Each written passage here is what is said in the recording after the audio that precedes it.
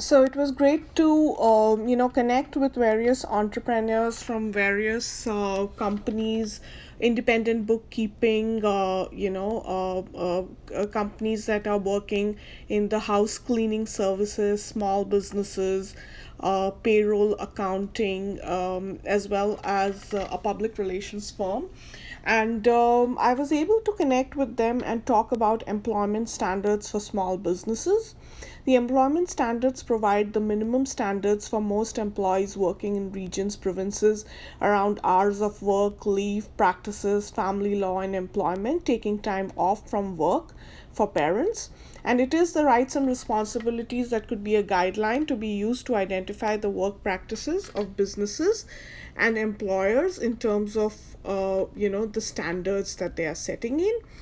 We were able to train entrepreneurs, and we talked about hiring, interview retention, as well as work tracking, calendar management, payroll, and taxation. It is very essential that employment companies, agencies are not just assessing skills and talent, but they are drafting their contracts that have a considerate tone, as well as they ensure that employment is following all principles of diversity and inclusion, staying harassment free. So we've discussed it in terms of creating a little instructional blog on this. Small business startups, large companies are foundation for growth of the economy, from local journalism to small software company or a real estate agent. They offer various essential services. Their many small business could include supply chain, food services, consumer products, transportation services, manufacturing, health and social services. Business that provide financial services are also in essential services. And one has to basically look in terms of ensuring that if they're hiring, any employer, like, as a consulting company, we engage with a lot of freelancers and we hire a lot of freelancers. So it is always good, if you're hiring sales teams, if you're hiring marketing teams, if you're hiring a lot of, a flexible workforce, it is always good to look at setting the pause button and understanding in terms of what are the employment standards. It was seen that a pharmacy grocery store, and being open for 24 hours, offers an essential service. However, if they manage a store without any team collaboration, that can be open to errors at workplace. And normally it is seen that if somebody is just working in a very surveillance mode, and they are tracking rather than, looking at doing something beyond monitoring and tracking, they are able to represent, company information and data in a greater way. As an employee has the right to know, they have the right to refuse, and they have the right to participate.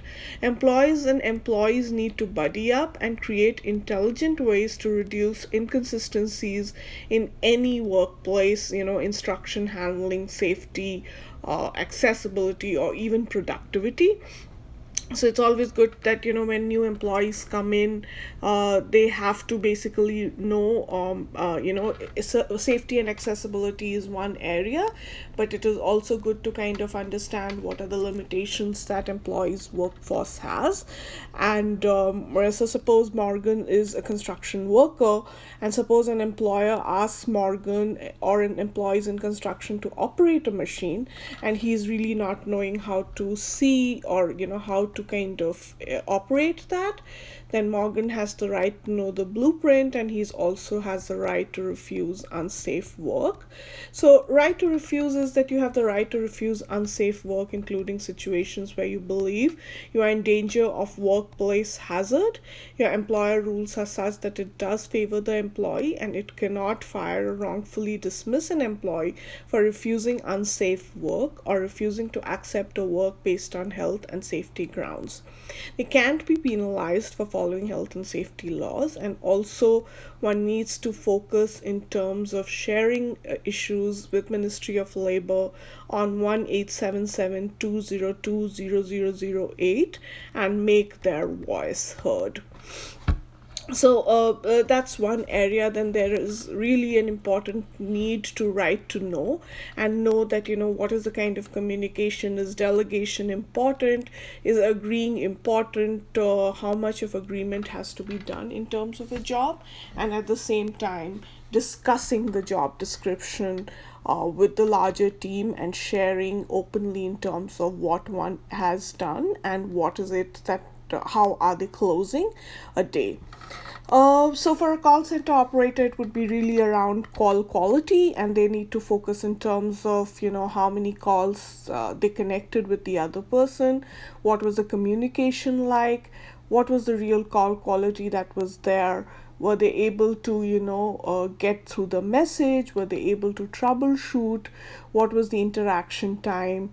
Were customers feeling great and they were able to give a feedback in a consistent manner?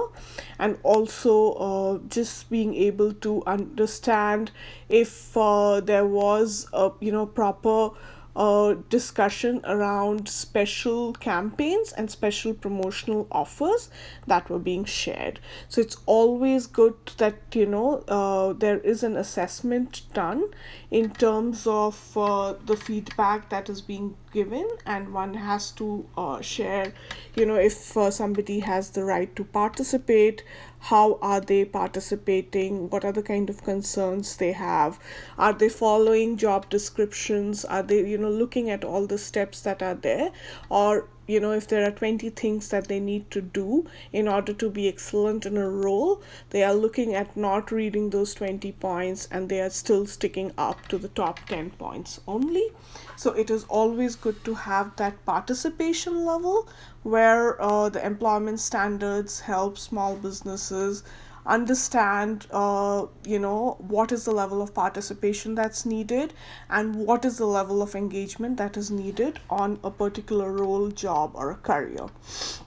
So I gave an example in my training about Lisa and Joanna. They have the right to participate. They also have the right to refuse or raise a hand and ask a question. And Canada is one of the most professional countries in the world, where Canadian economy is one of the most resilient economies. 59 out of 100 Canadians work on open policy progress. 59 out of 100 Canadians engage in shaping vulnerable industry sector. However, one has to understand what are the kind of work from home companies that are there, because there are a lot of work from home companies that are not professional. They are not, so one has to kind of understand if they're following employment standards, and that is the level of right in terms of participation that any small businesses or non-profits or enterprises need to have to understand the kind of standards that are there. The third typical employment standards for small businesses, the right to know. Employees under ESA have the right to know about all details related to the job, such as the wages, the living wages.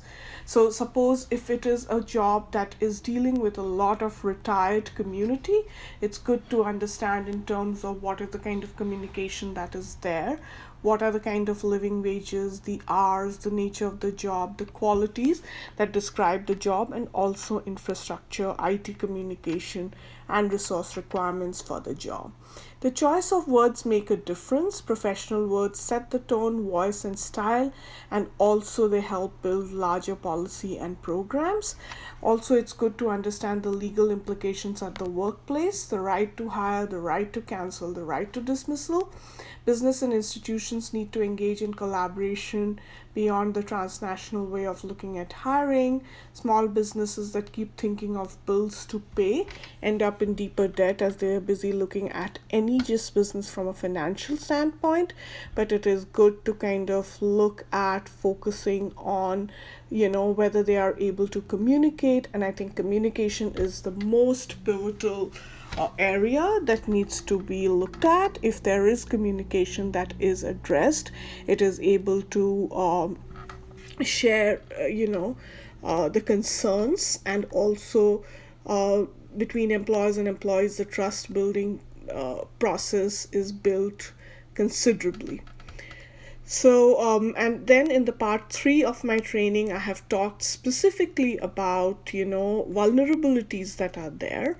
And it is good to look at those vulnerabilities and see, it is interesting to assess the background of the employer as well as the small business and, all the members of that community, and see, what is the kind of messaging that is being given out, what are the kind of instructions that are being shared, and what are the specific hiring practices.